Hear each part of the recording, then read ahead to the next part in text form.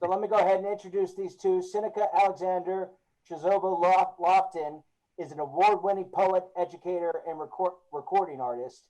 Lofton is the author of 17 books and more than 170 spoken word albums and singles. He is a literature instruction at Chesapeake Bay Academy and a lecturer at Norfolk State University. He also teaches the Teen Fellowship writers here at the Muse Writers Center. Yeah, you can read more about him at blacklionmusic.com. That's on our website. Check it out.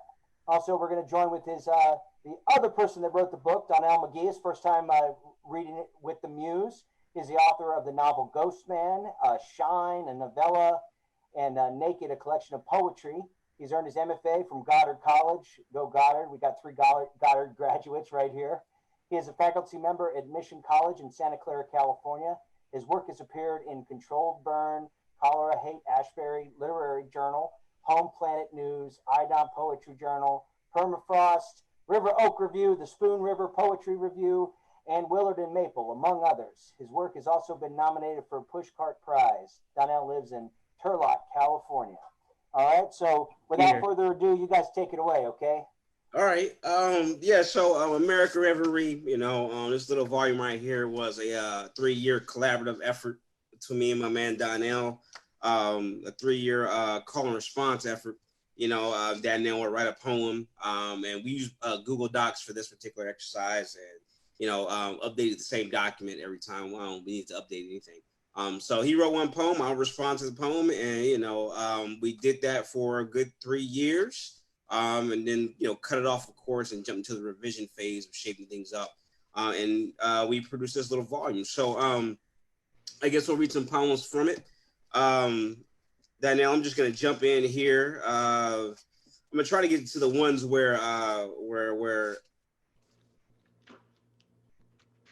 was responding to you, and I guess we just go forward. That makes sense, I guess. That sounds beautiful, Synnika. Yeah, I think that's how the process went anyway. All right. All right, so to begin, I want to go into this poem called Dreamer on page 2. It was a response to Donnelle's poem called I Have a Lot to Learn. Heavy, like a ton of dreams resting in a hostile environment. Like lessons that played out in the streets of Detroit, Chicago, New York City. They didn't pull weapons for peace, challenge masculinity. One morning, my father handed me a revolver.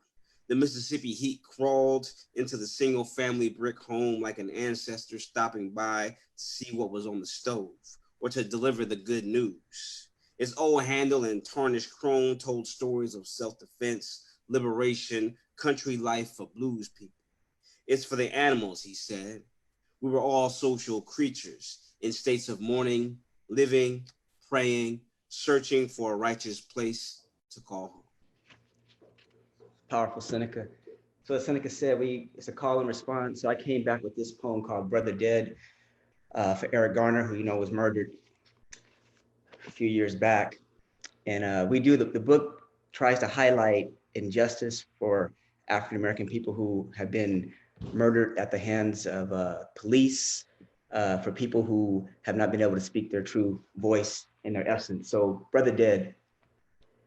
You sat there with your head stuck in pride, the choke murder done, the trembling of my hands, my wife long gone, anxiety making work of me, shadow blurred, brother dead. Never the perfect one, but damn, let go, Daniel Pantegelo.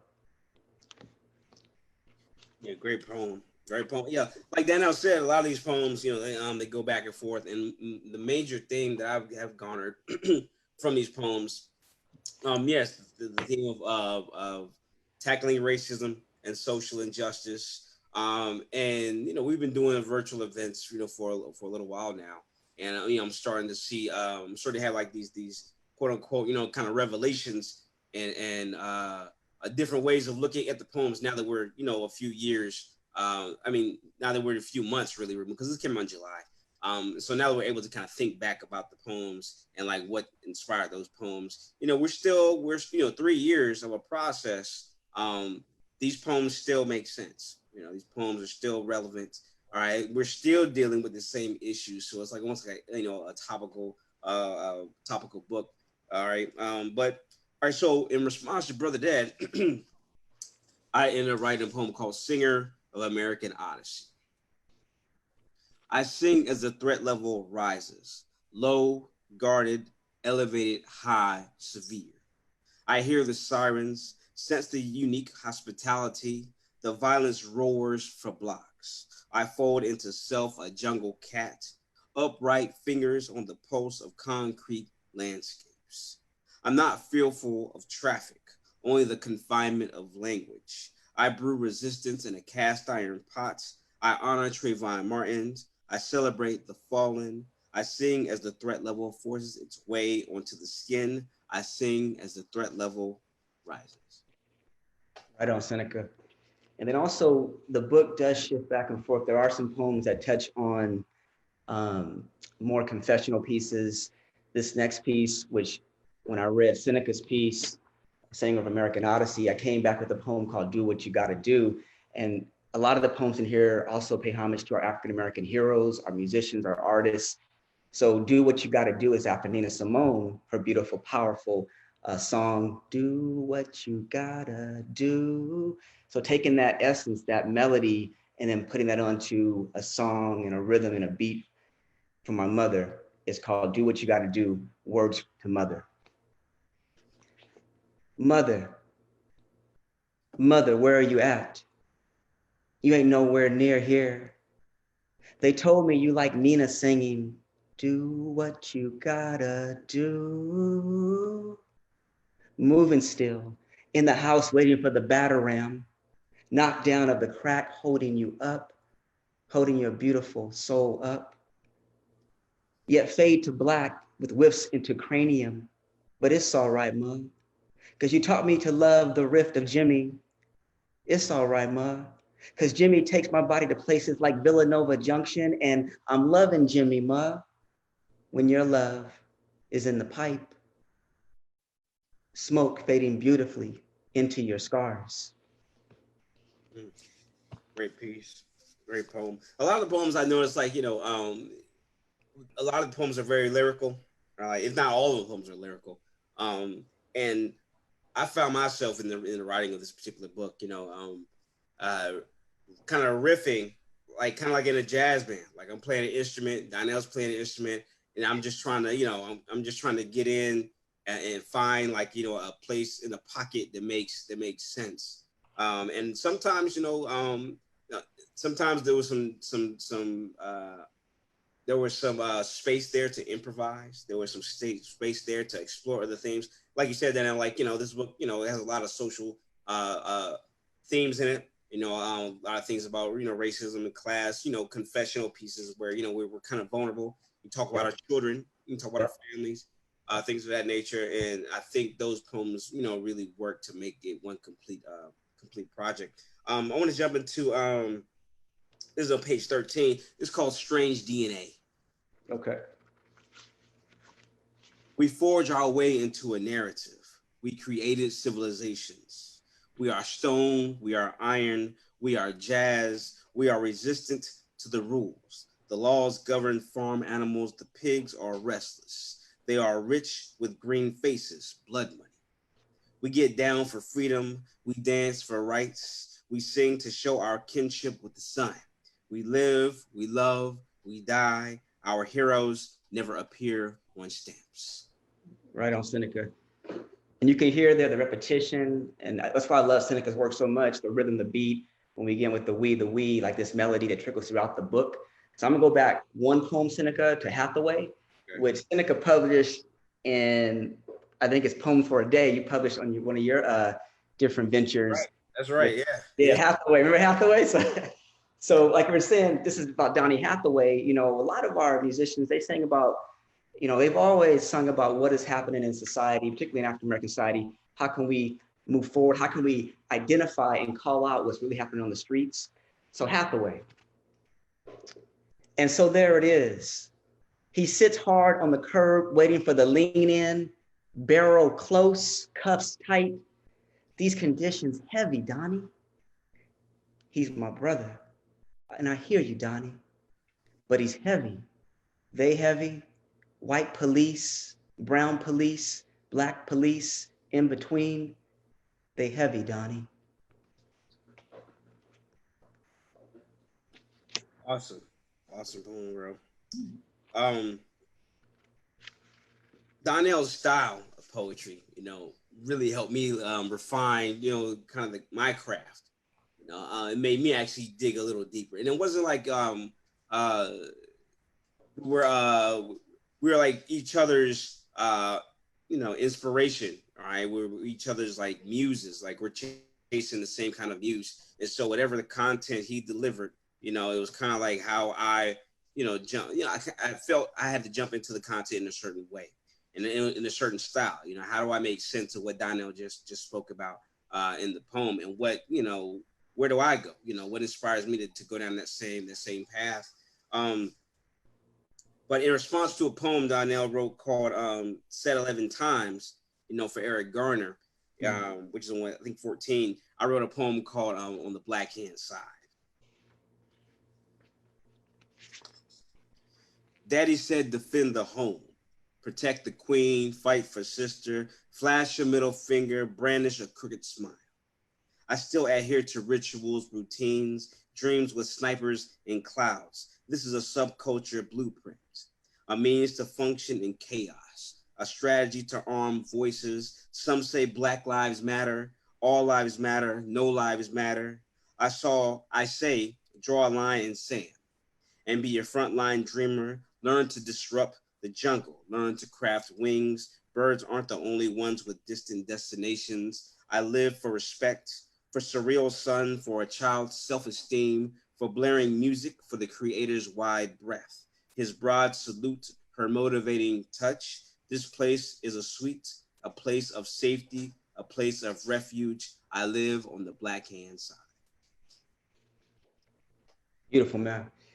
One thing Synnika does, as you said, Synnika, when I would get a poem from you, I might take that poem and just sit with it, because as a poet, I write a lot of confessional pieces back in my history with the book Naked. And with this book, I began to kind of come out of myself and write poems looking at the outside world and not so much going inside. So one thing you really challenged me on with the book was to look at the societal things that are happening kind of right from that perspective. So I'm gonna jump a little bit ahead. And one of the pieces that I want to share is one called Counterculture Tone, which is on page 26. And this came after Synnika had wrote a poem called Free.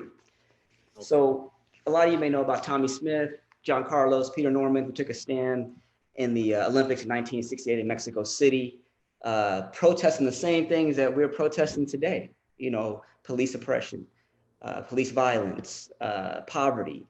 And so try to connect Smith to our present day heroes like Colin Kaepernick, for example, people like that are Eric Reed, who are taking a stand today at great risk.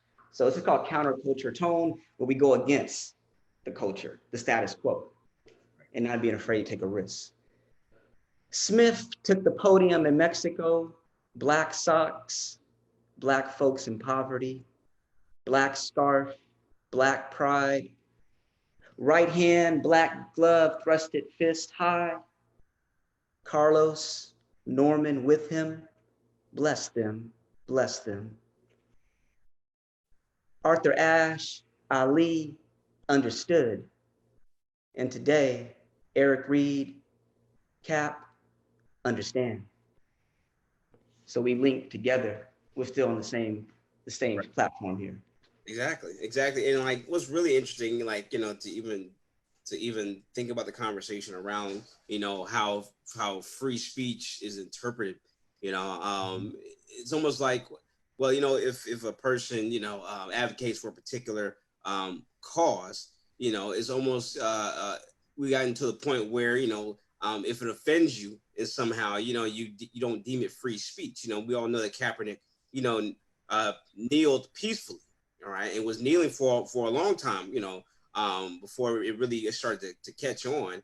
And, to backtrack just a little bit, he was getting ideas from a former, I think a former Green Beret, a man that was in the military, Yeah. who expressed concern about him sitting.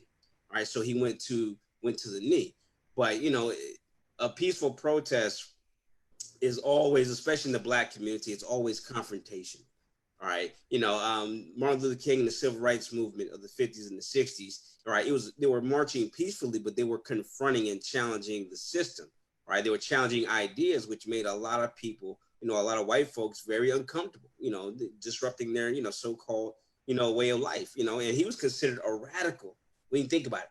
Right, what they call him, outside agitator, a communist. You know, they develop all these conspiracy theories about Martin Luther King Jr. And he was a non-violent, you know, activist. You know, which is really interesting. So, you know, even when you march and protest peacefully, you're seen as confronting the system, which disrupts, right, and which causes all these other, you know, reactions. So I want to read the poem right before that one, Free, right? So this is the poem that I wrote right before Donnelle wrote Counterculture Tome, simply called Free. Lost in social wilderness, the traffic is heavy. Quick, destructive, horns blare, voices bounce off bumpers, glances reflect in mirrors. I fit the description, but I don't care. I don't stop, I don't yield to racists or cops or flags or orange presidents or insecure men with Bibles swelling their chests. I tumble through streets, absorbing energy, deflecting hate, chasing dreams, protecting the muse. Right on, Synnika. As you said too, bro, a few minutes ago about, you know, being disruptive and challenging the status quo, you know, the publisher of this book is Thera Books, which I'm the publisher, and our goal at Thera Books is to disrupt, is to put out work that is not the status quo. And that's why a book like this, we felt it was urgent to put to the people to put out. And that's one of our missions, is to definitely put out work that that makes folks uncomfortable, that makes people have discussions and challenges the status quo. So with that, we also looked at, there's a poem on page 8, Crenshaw Set Ablaze. And I grew up in Los Angeles and then moved to Sacramento when I was 12. And a lot of my family is in Los Angeles still. And one of the things we look at in the book also is also how we can turn from self-hatred in terms of our own people and reach out and embrace each other and also uplift. So this is called Crenshaw Set Ablaze. Get them weights, metal plates off my chest. No spotter though. I come from concrete hands wedged between black thighs. I come from walks at dusk here along Crenshaw, where tracks stretch long on arms of some folks on my block. But damn, they stand for me, greeting me with chiseled torso, body a canvas of colors tatted for life. Like one Crip dead, 2 Crips dead, 1 blood shot, 1 blood confined to a wheelchair. As I watch the bullet exit his head from the outside, from the inside, and here comes the copter again. Chop, chop, chop, chop, chop, chop, chop, chop, chop, chop, chop. Spotlight on him, 1 Crip locked up, 1 blood dead. But damn, if we could rewind to where 1 young brother alive, 2 young brothers alive, 3 young brothers alive, 4 young brothers unconfined behind still. This is how you get out though. Move to flows new and all slick. Move with books, breaking types, breaking norms of what it means to be Black. Breaking them side glances, voices saying, what? You think you white? And you see new paths to set ablaze though. But I'd burn it all if it meant saving 1 blood, 1 Crip. And that's from my neighborhood where I grew up at when I was young. And you see a lot of us get caught up in trying to survive, you know, and we have to transcend, but we never forget. So. Yeah, it's a powerful poem, man. And I think a lot of that, you know, a lot of the poems where you reference a lot of circumstances and issues that are like, you know, homegrown in California, you know, I connected with, because I got California roots as well. You know, I grew up in Long Beach, you know, elementary school, middle school, and went to high school in San Diego. And so when you wrote poems that reference anything from California, it brought me completely back to, like, you know, the what was the late 80s, I believe, 86, 87, 88, around those years. And I started thinking, like, you know, how I grew up in Long Beach. My father was in the military. Dad, he was touring the world, you know, while I was just going to school. But, you know, he was still able to teach me. So I understood, like, the power of the role of a father in, you know, a young man's life, especially, you know, in Southern California, where you have to learn the rules quickly, you know, to survive, you know, to be able to live and do your thing. So this poem, I want to read this one. This is called "Fight the Power." So I'm skipping ahead a little bit. I think we can get to some poems with, you know, about our daughters and stuff maybe after this. Oh yeah, let's do it. Yeah, looking forward to that. Yeah. This is called "Fight the Power." All right. My father's mixes taught me self-defense, honor, and culture. Long Beach in the 1980s put wings on my back, fuel in my stomach, a gentle fire in the eyes. Magic handled the rock, ran the floor like a soldier on the field. Kareem dropped the sky hook and made me believe in black eagles. A song of resistance played in my head. This was life for a dreamer, a place where I kept snipers in clouds and goals on my skin. Fight the power. Just like a reflection piece. Yeah. Like, my dad used to leave me all these, like, that's when hip hop, you know, gangster rap had just jumped onto the scene. Right. And I had a ton of mixtapes, you know, these little cassette tapes, multicolored tapes, and he just recorded songs on. And those became like my mentors, my father figures, you know, brothers almost, in a sense. And so that's what got me through a lot of just, like, you know, quiet times, you know, times of reflection. Maybe I got to an issue at school. And so the music was something that was really huge in my life early on. But I wanted to make those references in there. And then, of course, you know, I watched the Lakers in the 80s, man. That was my thing. My little, you know, I had a little color TV. It was small, man, but I used to watch those guys. You know, Magic and Kareem and Worthy, Vlade Divac had just got there, man. It was a, you know, Byron Scott, right? You know, those are guys that, you know, I really, you know, I love to see, man, play ball. And so a lot of the poems that you reference, when you reference California, I started thinking about, like, you know, the California culture, you know, you know, of course, you know, the music, the food, right? The food, you know, all of that came flooding back, you know. So, but yeah, I mean, what you want to do next, Donnelle? Let's go to the other day, and then and we have also Baby Girl Needs Me to Park. I'll begin, and then we can. Okay. I did want to say, though, man, the athletes, you know, like Kareem and Magic, I was there as a youngster watching the same games you're probably watching, against the Pistons, the Celtics. And that was kind of like, you know, those are heroes, man. Even watching Ali, you know, big boxing matches. And also I love watching Rod Carew with the Angels back in the day. Right. And that was kind of a savior in a way to see, you know, us on these different platforms and it's taking care of business. And it was very healing too. So I feel you with the athletic approach, how you brought in Kareem and Magic, you know, so I got you.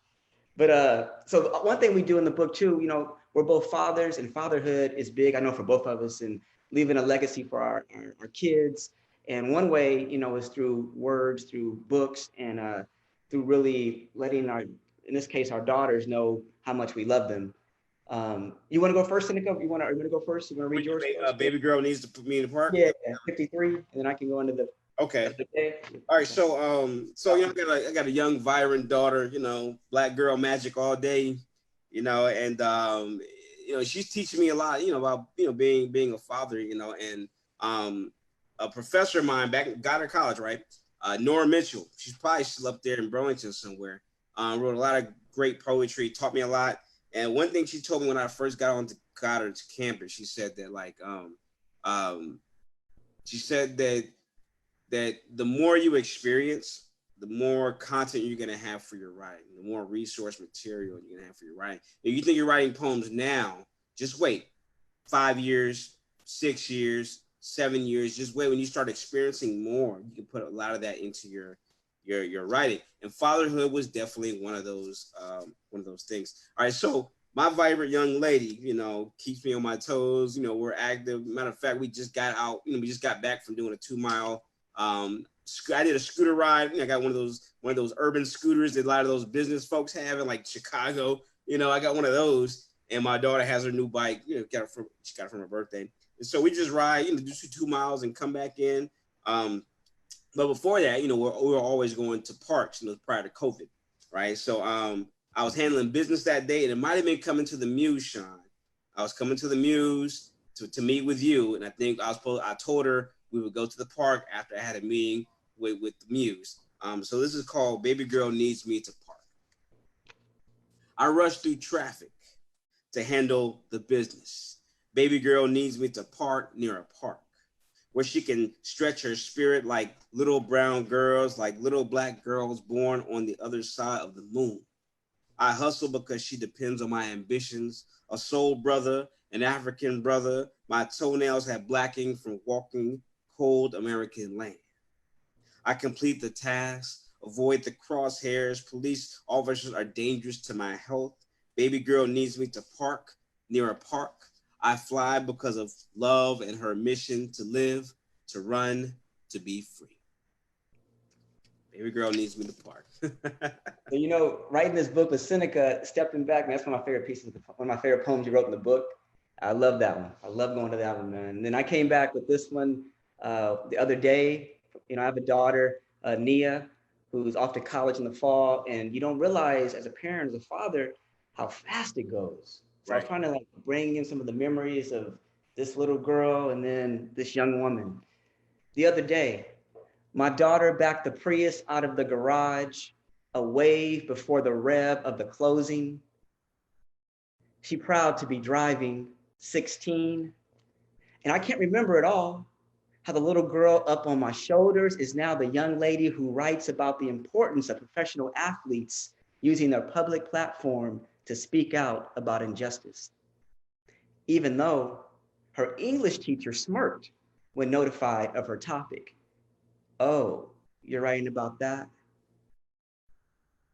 Where I live, Turlock is not in the most progressive part of California.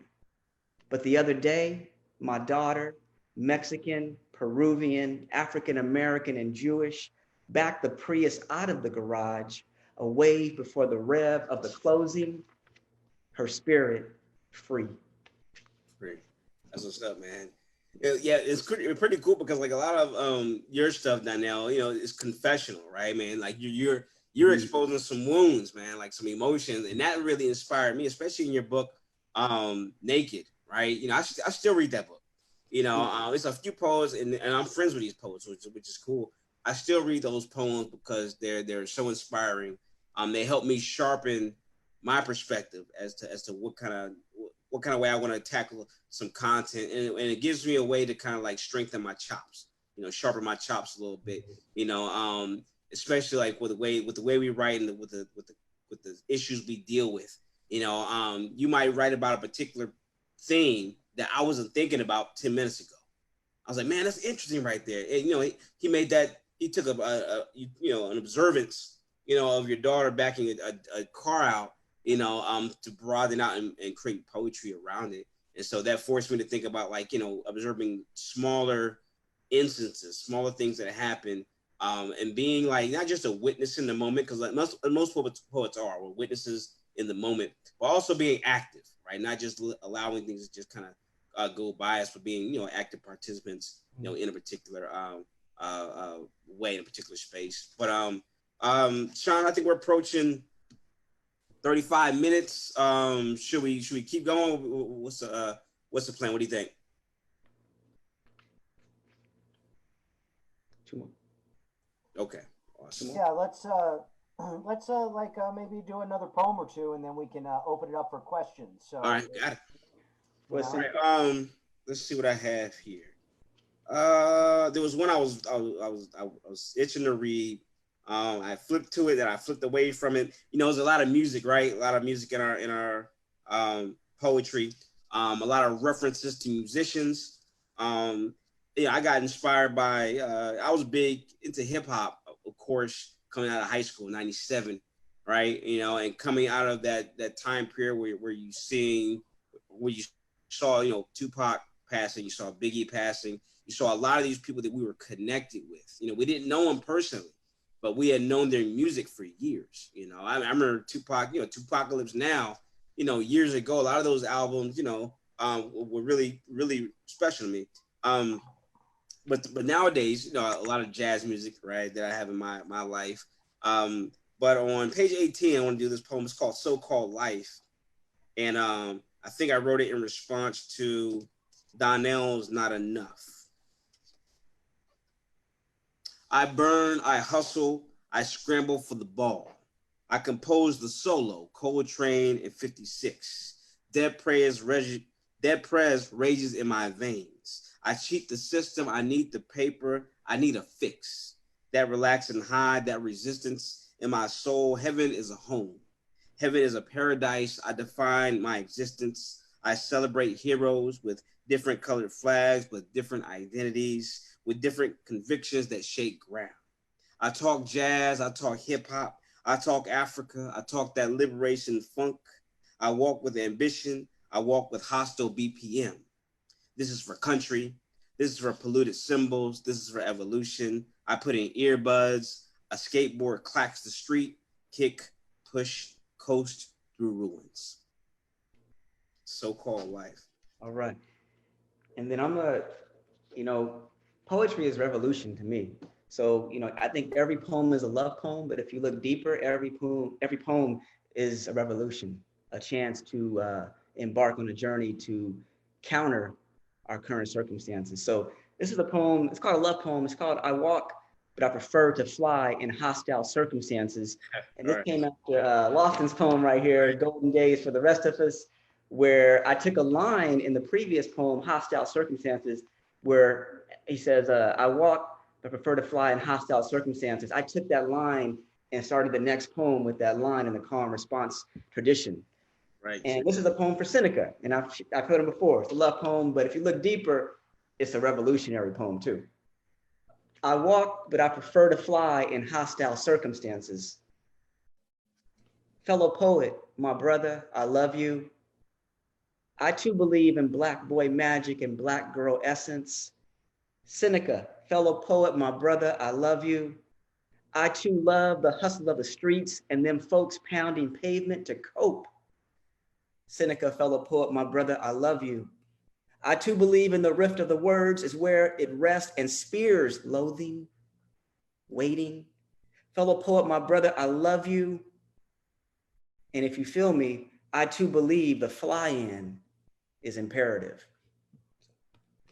Powerful piece. Powerful. And that reminded me like of Kerouac's, you ever read Kerouac's Mexico City Blues? There you go. It's like the poetry is like jazz poetry. All right, that's really all it is. He rolls like, you know, he has like, I think it's a bunch of no, it's not riffs. I can't remember how he orchestrated it, but he had these poems that were rolling to each other. You know, it's almost like, you know, one poem ends. Of course, the next one begins, but it just kind of picks up where the last poem left off, and that was kind of like what I think Donnelle was reaching for. You know, I walk, but I prefer to fly in hostile circumstances. Now I'm looking for hostile circumstances. Like, I mean, is that what that was the poem that line was in, correct? It was in Golden Days for the Rest of Us, right before on page 35. Used the same, yeah. It was right before. Okay. At the bottom, yeah. Yeah, I noticed that when I first looked at the document, I was like, okay, he wrote the line in from the last poem in there. All right, so this is Golden Days for the Rest of Us. I just need to stretch out.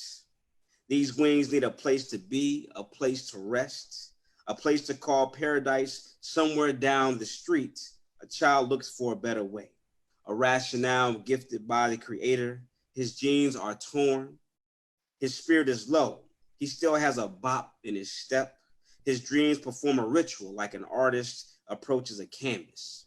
I identify with Black boy magic, with Black girl essence, with refugees fleeing conflict, with hustlers in pool halls. My eye is on the cue ball.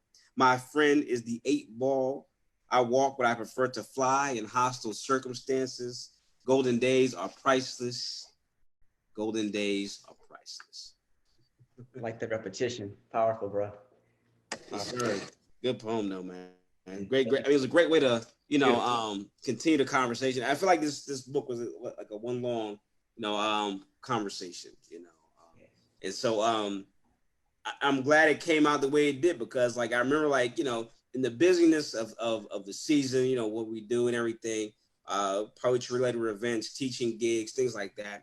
We write these poems, and then like when you finally come to a point where you say, okay, let's collect these things together and present them as one volume, and I think once we got to that point, I was really like amazed by like a lot of the work and the craftsmanship that went along, with the poems, I think.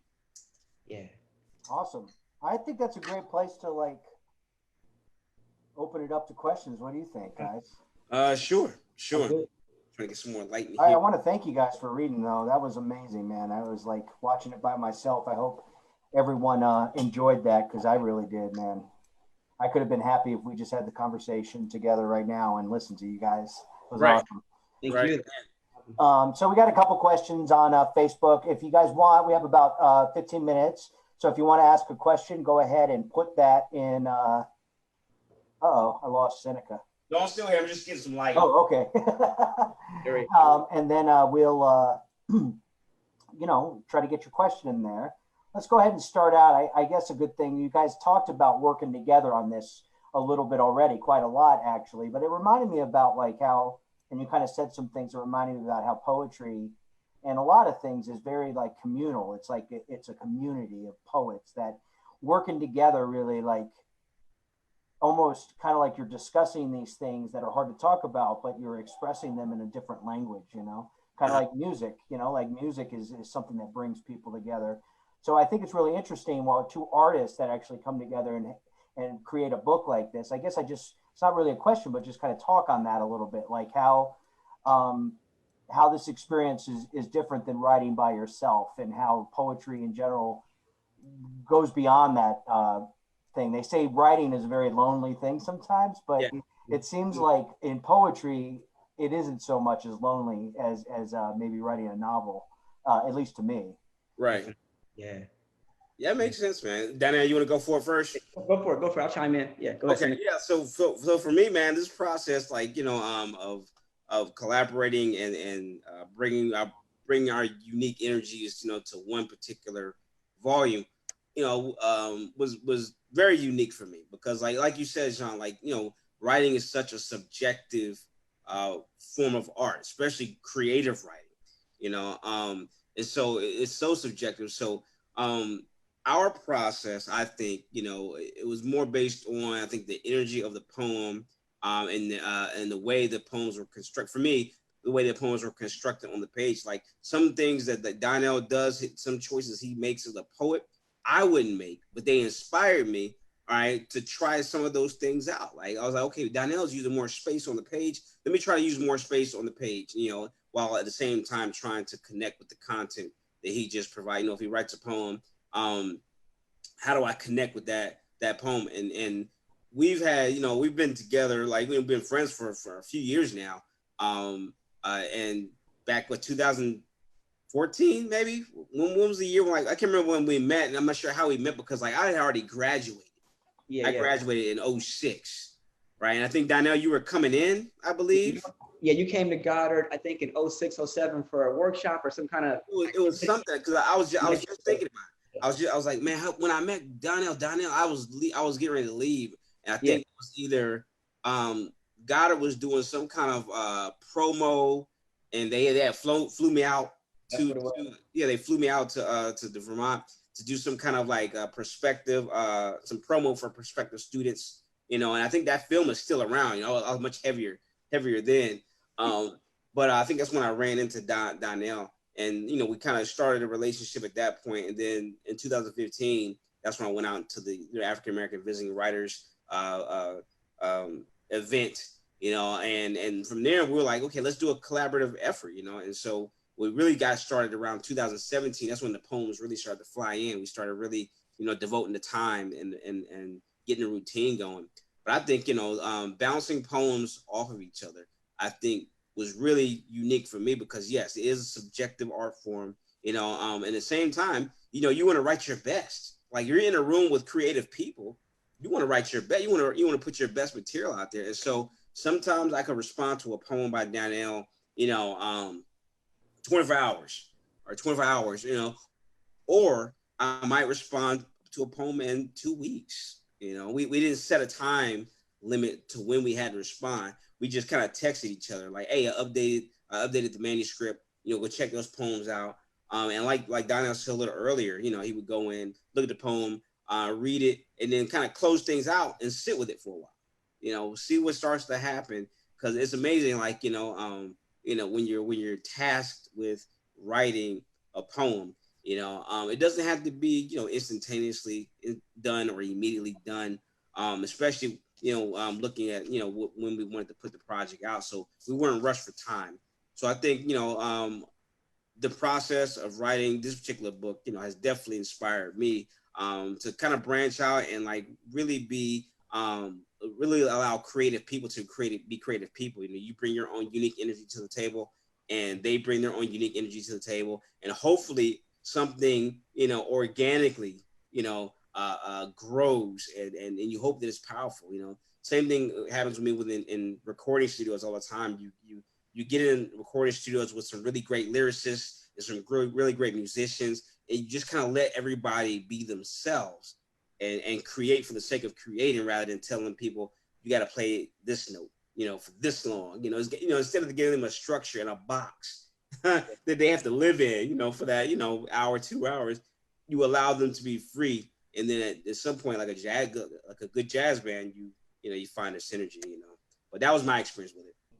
I would just add briefly is that I think it began as Synnika and I with a call and response, Sean, and then it began to develop into this book that was even more powerful as far as bringing in like the voices of I always thought of the poet Bruce Guernsey, who said poetry is taking words and making them bounce off the page and turning them into music. And then we brought in, when I wrote Synnika Write Me a Poem, I would begin to hear also June Jordan, Sonia Sanchez, Nikki Giovanni. So it became this whole collaborative, not just with Synnika and myself, but even bigger with all these different poets, Terrence Hayes, Ross Gay, that were coming in and making this book just urgent. And when I write, I try to bring in my fellow poets that are around me, and Synnika really challenged me to bring my best. So that's how I kind of saw this collaboration, and knowing who he is as a man, it made it even more beautiful to work with him and, so genuine. So. Yeah, that's awesome. It was really interesting to hear it, hear it call and response the way it was too. And I imagine writing it was interesting too, because those poems stand on their own, but like to see them all together and hear them all together, it's a totally different experience. But I really do love that idea of, all opening up all of those people are coming in to write poetry with you, and it's just adding one person to the mix does that, Right. So it's pretty remarkable. I love that. And also we should probably give a good shout out to Goddard here and tell people that that's a pretty awesome option for an MFA low residency program. That's right. That's right. Foundation. Yeah. Well, I remember I met Synnika at the Chesapeake Library for something, and we just chatted and stuff, and then I remember getting a Facebook message going, dude, you went to Goddard too. Right. And then I was like, well, now we definitely got to hang out and do something. Yeah, exactly, man. I can remember what that, that was the, it was a writer's event, right, at the library. And I don't think I just heard about it. I wasn't featured. I wasn't like setting up a table. I just heard about it and just drove. I was like, let me go spend the day down there and meet some people. And I went down there and I think I had some papers to grade from NSU. I think that's what I did. I had some exams to grade for NSU. So I went down there and just set up shop and just enjoyed the talent that was around there. And that's when I met. Yeah, that's when I met Sean. Yeah, man. It's Hampton Roads is a good place, and now we're there's a lot of great poetry and literary arts here, man. Keeping it strong and having some good stuff come out there. Absolutely. Got a question on Facebook from Anna Fitzgerald. That name sounds familiar. Sure does. But I think we work with her. It's a practical question, but I think it's a good question to ask here. Is how do you both collect your creative ideas through paper, phone note, audio messages when it strikes you at your desk? Like, what is your favorite go-to storage facility for your ideas, I guess? Oh, man, Anna, coming with the high-power questions. Beautiful question, Anna. Beautiful. Or Donnelle. Yeah, I know for me, pre-COVID, I commute, so I drive a lot, and I have in my car index cards. So I might, I do a lot of music, talk shows, podcasts, and I would tend to write down different fragments that I would just put on index cards and then go back to later and might create a piece. But a lot of my pieces just come like spontaneous, where I might have a feeling, or I might hear a song, or I might read an article, or I might see an image, and I have to just express it. And I tend to keep a notebook or index cards, and I usually write them down first, and then I might go to the computer later and begin to craft the poem. But I'm kind of old school, where I tend to write down my poems first freehand. I just love the feel of the paper, the pen or pencil, kind of like putting on the paper, and then maybe I'll type it up later. That's how I kind of tackle the poetry with urgency. So yeah, a lot of index cards, Anna. A lot of index cards. Okay, Yeah, yeah, that's what's up, man. Like I have a lot of journals. yeah. I have a ton of journals around. And for a good friend of mine out, in Vermont, it was Dustin Byerly. He got me into like writing in like these bigger journals, these huge 8.5 by 11 journals. That you can not only you write stuff in the journals, of course you can do scrapbooking. You can put anything in them. And so like I have like journals with like all types of newspaper clippings and like all types of stuff that are in them. And I just I write in those journals every morning. One particular journal right now I have. Every morning, I go out to my balcony, I sit down and I write some poems and I drink some coffee. So for the most part, that's my routine, just writing in the journals. And that's basically how I collect my work. And of course, I record a lot as well. So, I got, a studio set up at home. And so I do a lot of, recording that way and mixing and mastering and all that good stuff.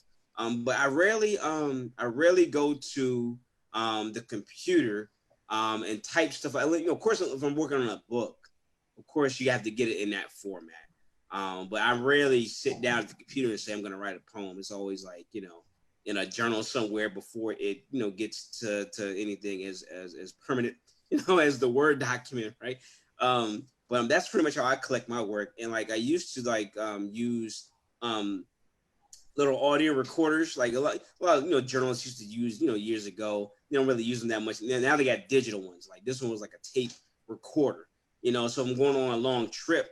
I would just hit the record button and I would just recite a few lines, right? As I'm traveling, especially when I was going to Goddard a lot. I was driving up and down the East Coast, going into and so to keep my mind active, it's a long trip.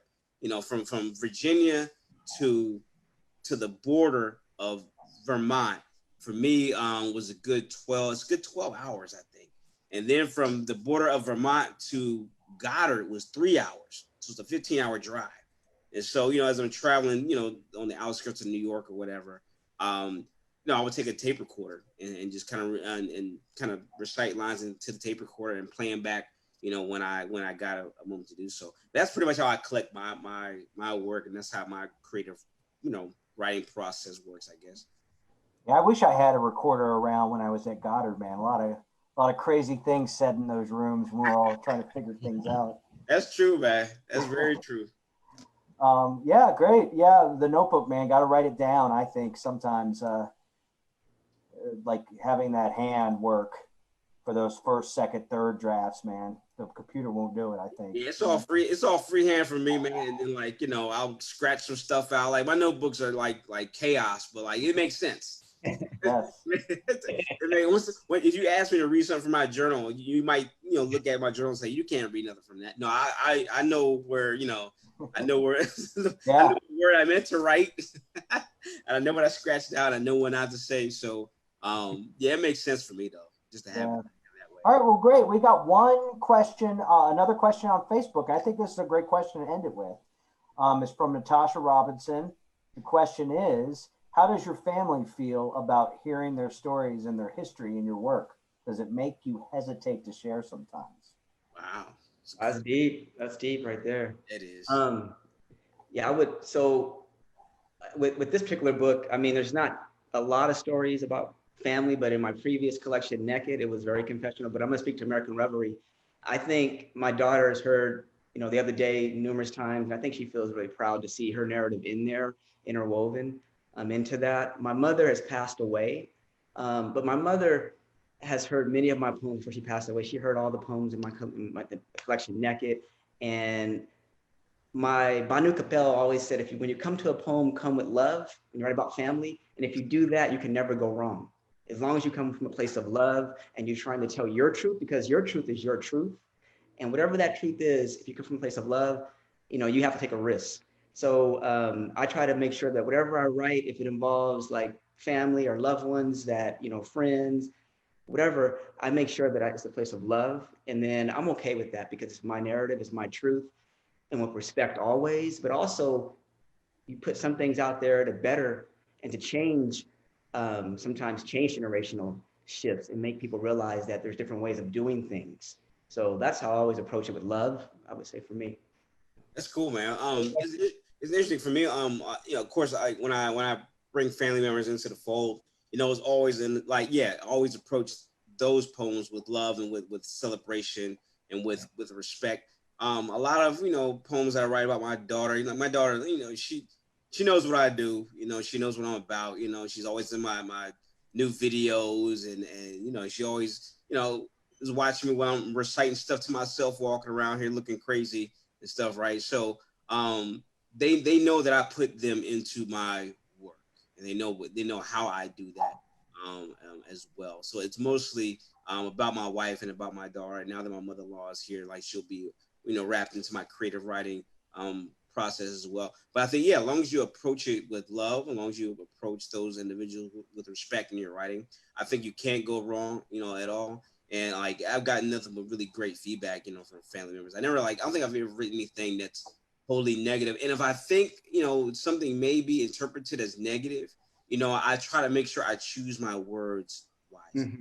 I try to choose them as correctly as I possibly can, because I don't want to upset people, not my family members, of course. Of course, I'm trying to disrupt, poetry's revolution. I'm trying to upset folks. I'm trying to upset a lot of people. All right, but family is not, family is not who you. These people are around you all the time. So you try to upset them. But I know Donnelle and Naked, like, a lot of those poems, are man, they're very powerful, and they're very vulnerable. I think they talk about some things that are very very serious, right? And so I can imagine how family members would react to, say, Donnelle's poems. I don't think I write poems as deeply as that, and about those kind of conditions. But like Donnelle said, as long as you come with love, as long as you come with respect and honor, you approach the poem as like, there's something special, there's something unique, there's something that's gonna last, there's something that's gonna be timeless. I think you do it out of, do it from a place